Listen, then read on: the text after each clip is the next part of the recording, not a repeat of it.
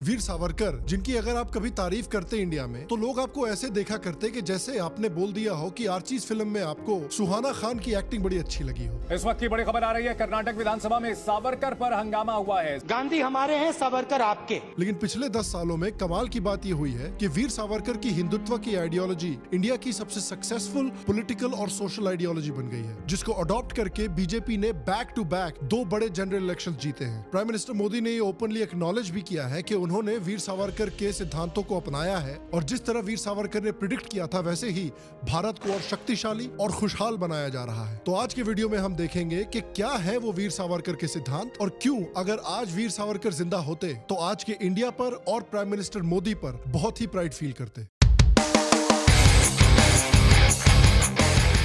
Hello शाम Sharma show के इस एपिसोड में आपका बहुत बहुत स्वागत है। मैं हूं सेकुलरिज्म का सीईओ शाम शर्मा और आप सबको एक सेकंड। तो विनायक दामोदर सावरकर जी का जन्म 1883 में महाराष्ट्र में होता है। सावरकर हमेशा से एक ब्रिलियंट स्टूडेंट थे और बचपन में ही भारतीय कल्चर से जुड़ी हुई काफी विद्या उन्होंने कमा ली थी और उसके साथ साथ उन्होंने भारतीय इतिहास के बारे में भी बहुत पढ़ा था और वो संस्कृत, मराठी और इंग्लिश लैंग्वेज में भी बहुत प्रोफिशिएंट थे। सावरकर बहुत छोटी सी उम्र से ही हिंदू सोसाइटी की बड़ी प्रॉब्लम्स को पहचान गए थे। उन्होंने बचपन से ही नोटिस करना शुरू किया था कि हिंदू सोसाइटी में किस तरह कास्ट डिस्क्रिमिनेशन का और अंधविश्वास का कीड़ा घुस गया है और अगर भारतीय सोसाइटी को एकजुट होना है, बाहरी घुसपैठियों से लड़ना है, ब्रिटिश राज को खत्म करना है और एक ताकतवर देश बनना है तो इन कीड़ों को मारना जरूरी है। इनफैक्ट वीर सावरकर ने तो यह भी कहा था कि भारतीय सोसाइटी में 7 शैकल्स यानी बेड़ियां लगी हुई हैं जिन बेड़ियों को तोड़ना बहुत जरूरी है। वो बेड़ियां थी वेदोक्त बंदी, यानी कुछ कास्ट के ऊपर यह पाबंदी लगाना कि वो वेद नहीं पढ़ सकते। भारतीय लिटरेचर और वेद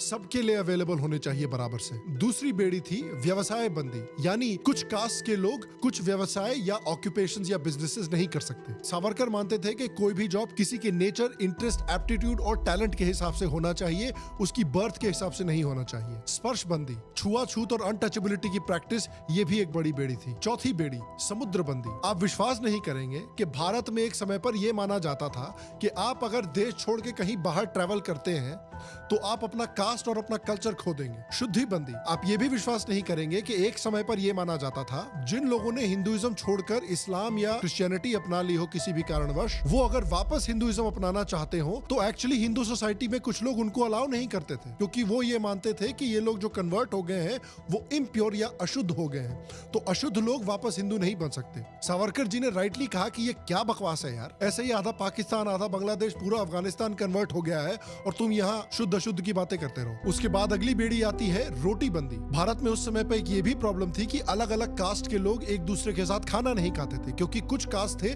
जो दूसरे कास्ट को नीचा मानते थे और अशुद्ध मानते थे। सावरकर ये भी कहते थे कि ये एक बहुत ही घटिया प्रैक्टिस है जो हमारे ही लोगों को डिह्यूमनाइज कर रही है और अगर हमारा धर्म ये मानता है कि हम सब लोग एक ही भगवान की पैदाइश है तो हम सब में भेदभाव इस तरह का नहीं होना चाहिए। और फिर अगली बेड़ी आती है बेटी बंदी यानी इंटरकास्ट मैरिज। इंटरकास्ट मैरिज भी उस समय पर भारत में नहीं हुआ करती थी और वीर सावरकर का यह मानना था कि इस तरह से प्यार को रोकना, इंटरकास्ट मैरिज को रोकना, ये भी हिंदू सोसाइटी को अल्टीमेटली कमजोर ही बनाएगा क्योंकि जो दूसरे रिलीजन्स हैं वो अलग अलग कास्ट को टारगेट करके कन्वर्ट करने लगेंगे और आप देख लीजिए कि आजकल मिशनरीज इसी तरह से टारगेट करते हैं लोगों को। और सावरकर ने जो प्रिडिक्ट किया था ये भी सच ही निकला है। जिस तरह भारत की अर्बनाइजेशन हो रही है, अर्बन सेक्टर्स में आप देखिए कि ज्यादातर लोग एक दूसरे के कास्ट नहीं पूछते शादी करने के पहले। इंटरकास्ट मैरिजेस अर्बन सेक्टर्स में बहुत तेजी से बढ़ रहे हैं और ये अच्छी बात है। देखिए वीर सावरकर ने हमेशा बात की थी भारत को एक स्ट्रॉन्ग, आत्मनिर्भर और कॉन्फिडेंट देश बनाने का। अगर हम आत्मनिर्भरता की बात कर ही रहे हैं तो आप देखिए कैसे अलग अलग इंडस्ट्रीज में आज इंडिया ना सिर्फ डेवलप कर रहा है, नए प्रोडक्ट्स बना रहा है, नई टेक्नोलॉजीज डेवलप कर रहा है, लेकिन अब उन टेक्नोलॉजीज को पूरी दुनिया में एक्सपोर्ट भी कर रहा है। फॉर एग्जाम्पल जो इंडिया ने 2 कोविड वैक्सीन डेवलप किए थे और कोविड वैक्सीन की अगर बात करें तो हेल्थ टेक की बात करते हैं। हेल्थ टेक के सेक्टर में भी भारत में बहुत सारे टेक्नोलॉजिकल एडवांसमेंट्स देखने को मिले हैं। कोविड वैक्सीन के अलावा एक और एग्जाम्पल है कि कुछ डेकेड्स पहले ही अगर आपको जेनेटिक हेयर लॉस की प्रॉब्लम हो तो देयर वाज नो वे कि को मैनेज किया जा सकता है अनलेस कोई ट्रांसप्लांट करवाए, जो कि सर्जिकल होता है, बहुत इन्वेसिव होता है, पेनफुल होता है, एक्सपेंसिव होता है और कॉम्प्लिकेटेड प्रोसीजर होता है और सब लोग इसके लिए एलिजिबल भी नहीं हो पाते हैं क्योंकि ये काफी सेंसिटिव प्रोसेस है। लेकिन उसी स्पेस में आज ट्राया जैसे इंडिया के स्टार्टअप्स हैं जो नई इनोवेटिव सॉल्यूशंस के थ्रू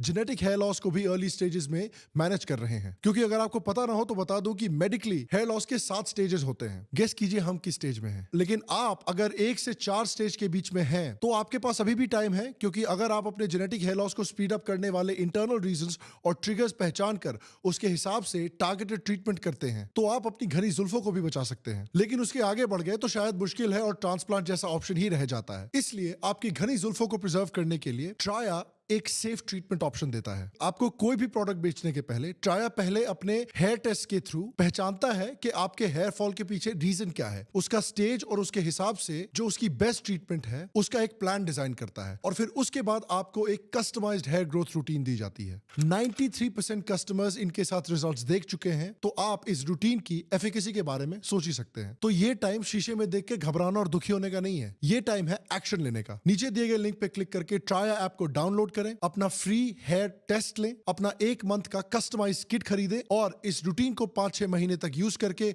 आप क्लियर रिजल्ट्स भी देख सकते हैं। हमारा कोड SHAM20 अगेन SHAM20 का इस्तेमाल करें तो आपको 20% ऑफ भी मिलेंगे। जल्दी करें, ये ऑफर 5 दिन में ही खत्म है। सारे लिंक्स और सारे डिटेल्स नीचे डिस्क्रिप्शन में दिए हुए हैं। भारतीय सोसाइटी को रिफॉर्म करने के साथ साथ उनका दूसरा बड़ा पैशन था अंग्रेजी राज से भारत को छुड़वाना, और उसके लिए उन्होंने काफी एक्टिविज्म भी किया था अपनी बचपन में, और उसके बाद वो लंदन भी गए थे अपनी हायर स्टडीज करने के लिए, जहां पर वहां पे पढ़ते हुए इंडियन स्टूडेंट्स में भी उन्होंने बहुत एक स्ट्रॉन्ग नेशनलिस्ट माइंडसेट जगाया था। 1909 में उन्होंने एक किताब लिखी थी the first war of Indian independence 1857, जिस किताब को आगे जाकर भगत सिंह, राजगुरु जैसे यंग रेवोल्यूशनरीज ने भी बहुत पढ़ा था और उस किताब से बहुत इंस्पायर भी हुए थे। जीव गेला तरी हिंदूंचा पक्ष कधीही सोडणार नाही. हिंदू हा हिंदू राष्ट्राचा पाया आहे आणि स्वतःला हिंदू म्हणवून घेण्यात लाज कसली वाटल.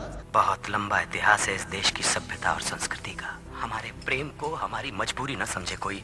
हालांकि गांधी जी और सावरकर दोनों ये मानते थे कि भारत को ब्रिटिश राज से छुड़ाना जरूरी है, लेकिन दोनों में आइडियोलॉजी का बहुत बड़ा फर्क था। गांधी जी अहिंसा में विश्वास रखते थे। वीर सावरकर का ये मानना था कि आजादी भीख मांगने से नहीं मिलेगी, आजादी सिर्फ और सिर्फ छीनने से मिलेगी, जंग करके मिलेगी। 1912 तक हम इनको मार मार के भगा देंगे या इनको मारते मारते मर जाएंगे।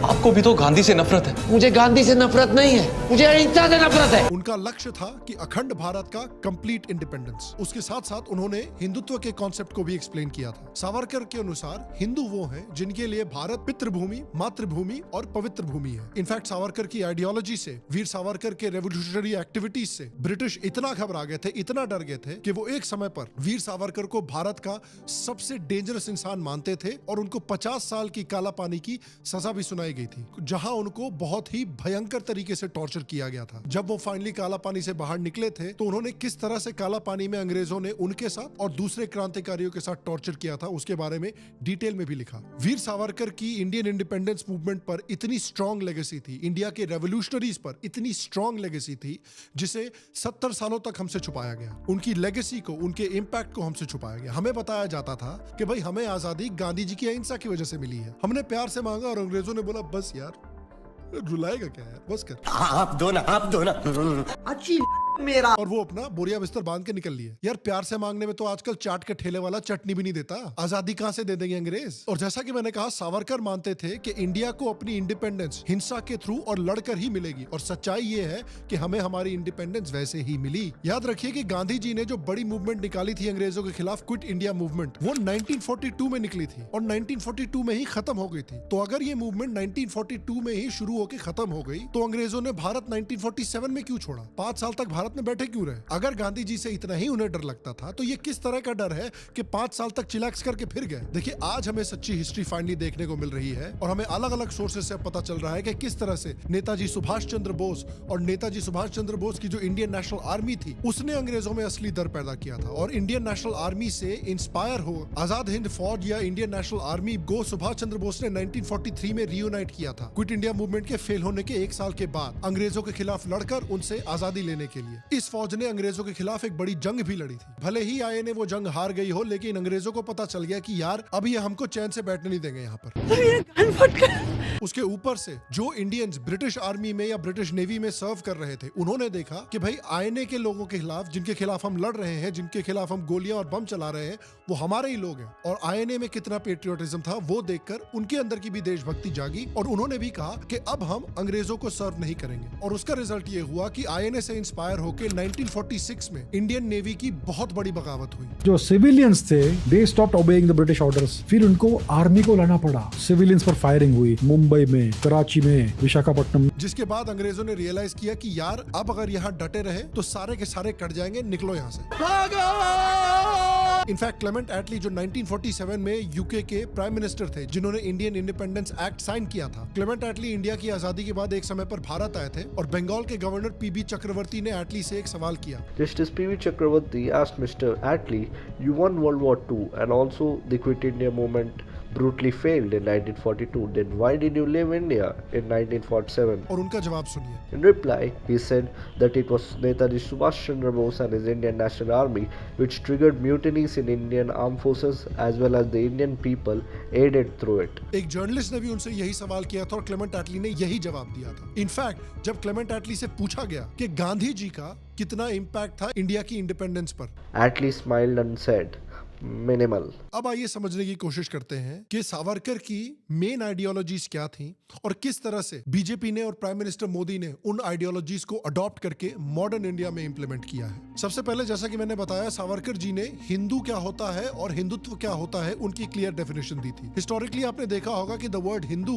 उन लोगों को डिस्क्राइब करने के लिए इस्तेमाल किया जाता था जो इंडस वैली सिविलाइजेशन में सिंधु नदी के आसपास रहते थे। हिंदू बेसिकली जो शब्द है वो सिंधु का अपभ्रंश है। जब अरबिक इन्वेडर्स भी भारत आए थे तो इंडिया के लोगों को वो हिंदू ही कहते थे। इनफैक्ट 1872 में जब पहला सेंसस हुआ था तब अंग्रेजों ने क्रिश्चियंस और मुस्लिम्स को भी हिंदू ही करार दिया था। बेसिकली हिंदू शब्द का इस्तेमाल इंडिया के लोगों को एक कल्चरल और जियोग्राफिकल सेंस में भी डिनोट करने के लिए इस्तेमाल किया जाता था। वीर सावरकर ने हिंदू होने के 3 बड़े क्राइटेरिया बताए। उन्होंने कहा, एक, जो भारतवर्ष को अपनी मदरलैंड मानता है। दूसरा, जो भारत को अपनी पितृभूमि मानता है, यानी ये मानता है कि उनके जो एंसेस्टर्स हैं वो इसी जमीन पर पैदा हुए हैं, इसी जमीन के लोग हैं, कहीं बाहर से नहीं आए हैं। और तीसरा कि वो इस जमीन को अपनी पुण्य भूमि मानता है या अपना होली लैंड मानता है। उनका होली लैंड भारत में है, भारत के बाहर नहीं है। हिंदू वो है जो भारत के कल्चर को, भारत के सिविलाइजेशन को अपना कल्चर और अपना सिविलाइजेशन मानता है। मैं तो कहता हूँ कि जैसे जैसे इंडिया की फाइनेंशियल स्ट्रेंथ बढ़ रही है, इंडिया की इन्फ्लुएंस दुनिया में बढ़ रही है, जो पहले 2 क्राइटेरिया है वो हमको थोड़े फ्लेक्सिबल कर देने चाहिए ताकि और भी लोगों को सनातन धर्म से जोड़ा जा सके। और इसलिए वीर सावरकर के हिंदुत्व के मुताबिक चाहे आप हिंदू हो, मुस्लिम हो, जैन हो,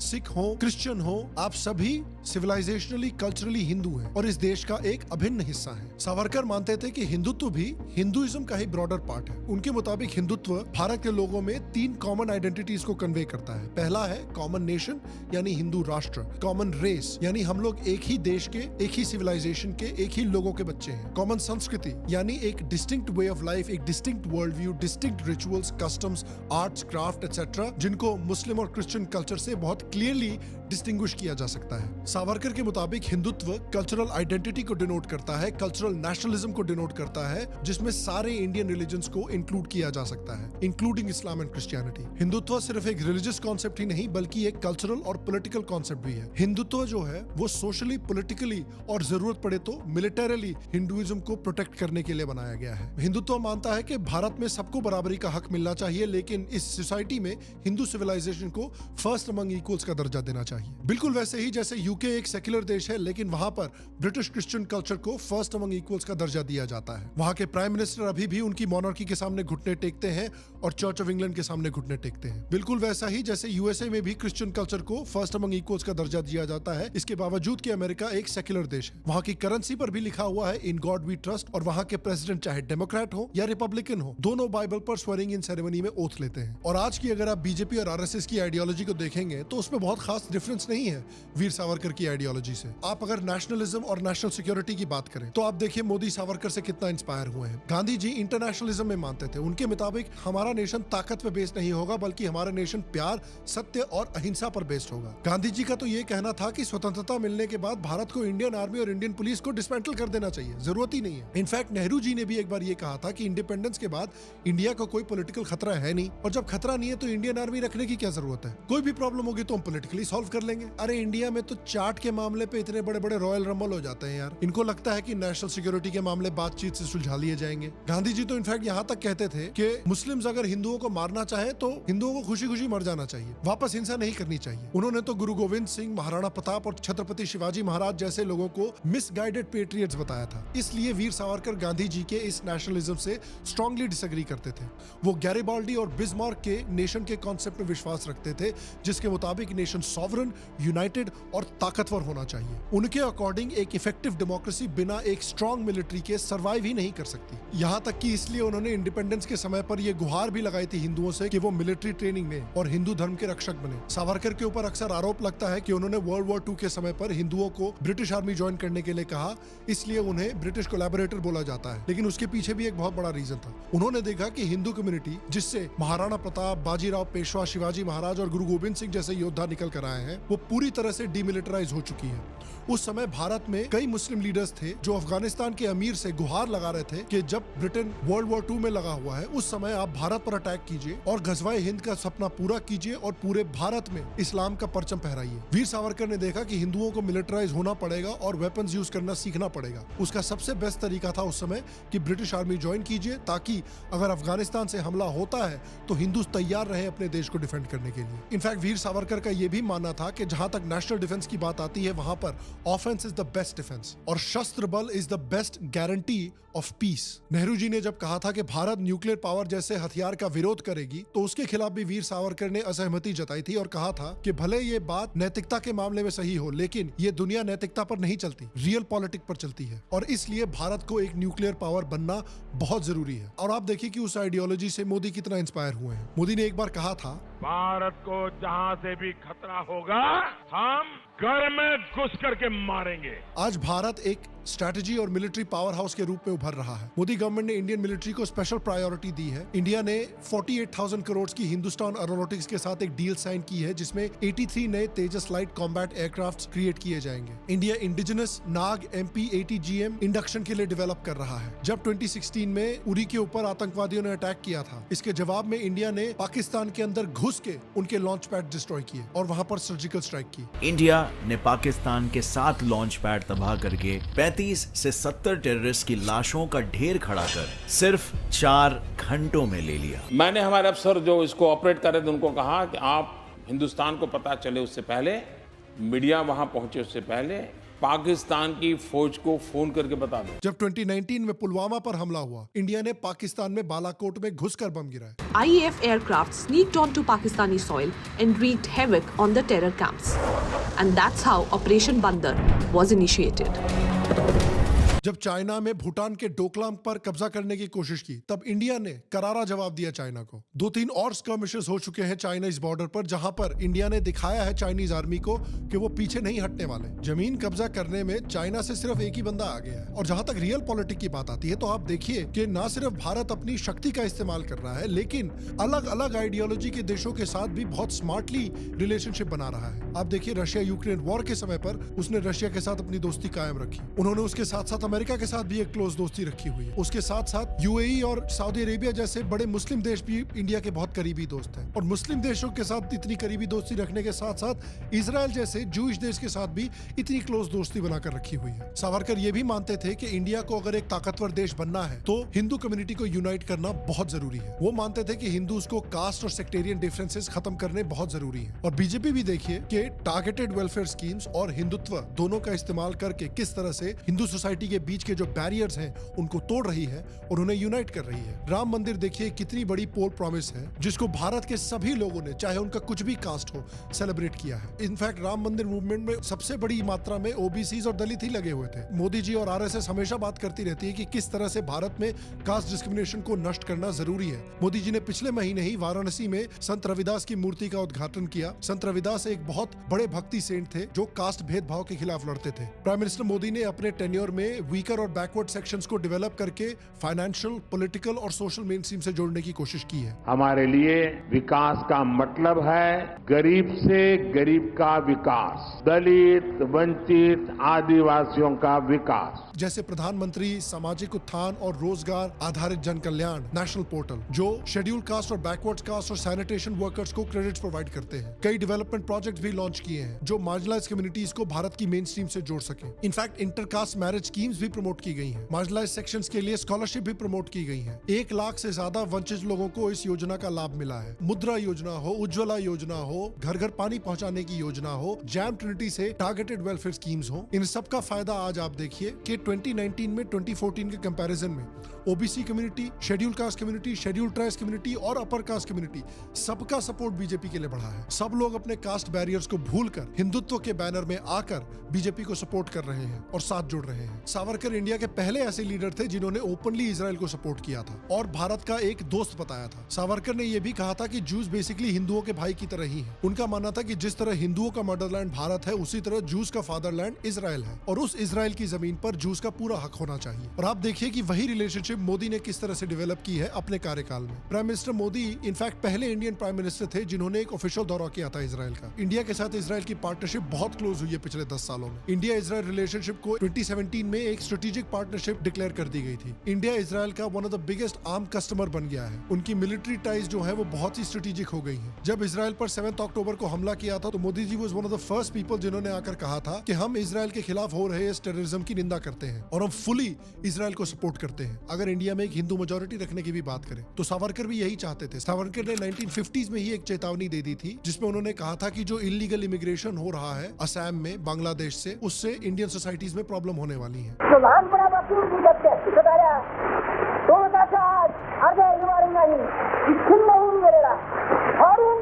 और असम की कल्चरल आइडेंटिटी को नुकसान पहुंचने वाला है। इसके रिस्पांस में नेहरू जी ने कहा था कि आते हैं तो आने दो, ये तो असम में सिर्फ खाली जगह में जाके बस रहे हैं।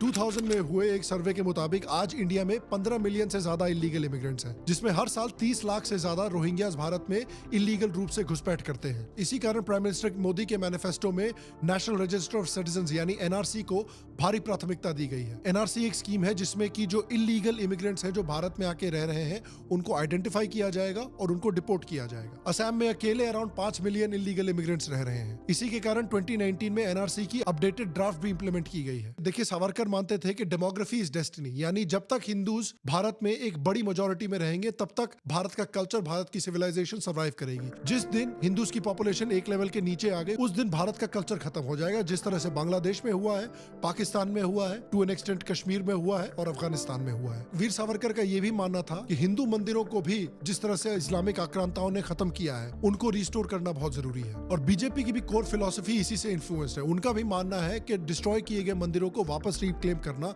बेहद जरूरी है। हाल में ही राम मंदिर बना है, सोमनाथ मंदिर की रेनोवेशन हुई है, कश्मीर में कई मंदिर हैं जिनकी रेनोवेशन हो रही है, उज्जैन में उज्जैन कॉरिडोर डेवलप किया गया है, केदारनाथ की रेनोवेशन हुई है। पूरे देश में अलग अलग मंदिर कॉरिडोर्स डेवलप किए जा रहे हैं जिनको बड़े बड़े हाईवे से कनेक्ट किया जाएगा। राम मंदिर को दोबारा रीडेवलप करके मर्यादा पुरुषोत्तम राम एंड बाय एसोसिएशन सनातन सिविलाइजेशन को इस देश की आत्मा दोबारा बना दी गई है, जिस तरह से एक समय पर हुआ करती थी। राम भारत की आस्था है, राम भारत का आधार है, राम भारत का विचार है, राम भारत का विधान है। और यही तो चाहते थे वीर सावरकर। वीर सावरकर ने कहा था कि जिस दिन हिंदू यूनाइट हो जाएंगे उस दिन कांग्रेसी अपने कोट के ऊपर जनेऊ पहनेगा। और आज देखिए कि राम मंदिर की प्राण प्रतिष्ठा के बाद वही कांग्रेस के लीडर्स हैं जो कैसे कैसे काम कर रहे हैं, राम भजन गा रहे हैं।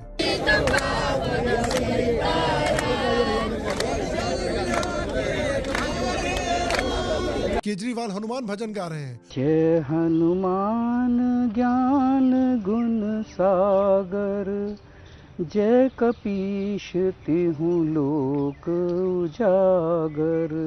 फारूक अब्दुल्ला और ओवैसी को देख लीजिए। मेरे राम किस गली गयो मोर राम।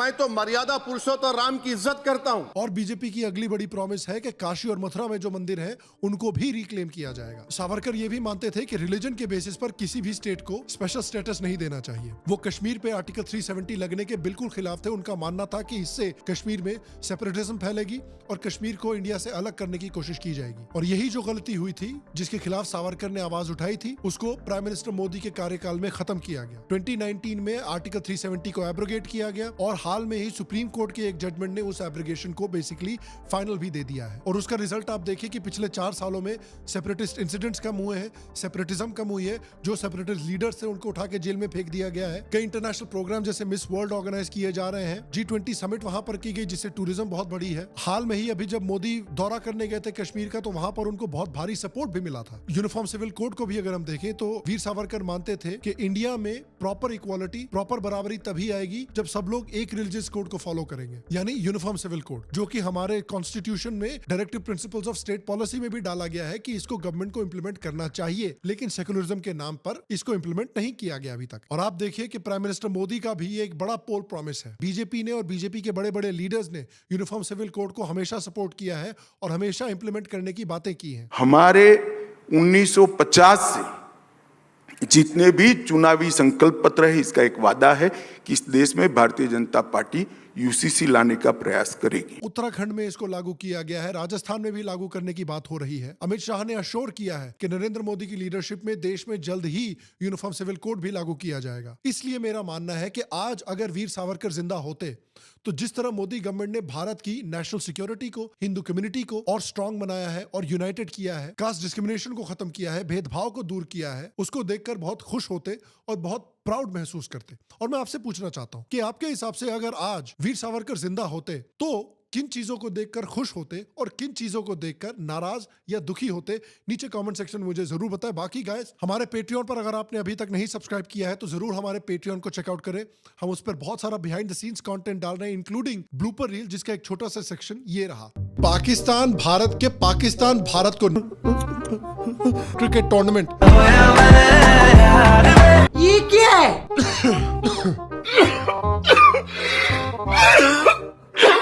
2021 में याद कीजिए, जहां पर आप मुझे काफी सारी बेवकूफियां करते हुए देख सकते हैं।